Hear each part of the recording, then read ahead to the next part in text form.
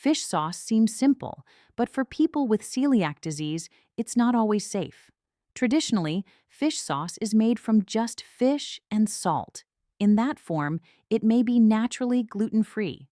But many modern versions include added ingredients that can introduce gluten.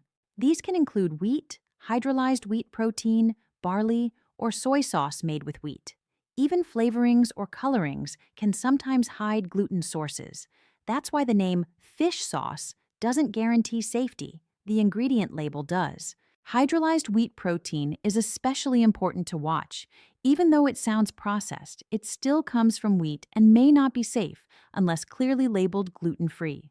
There's also no single recipe. Some brands stay traditional, while others add sweeteners, preservatives, or flavor enhancers, so one bottle may be safe and another may not. Restaurants add another layer of risk. Fish sauce is often mixed into dishes without being listed clearly, and it may be combined with wheat-based sauces. At home, the safest approach is simple.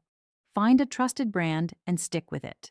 The takeaway? Fish sauce can be gluten-free, but only if you verify every label, every time.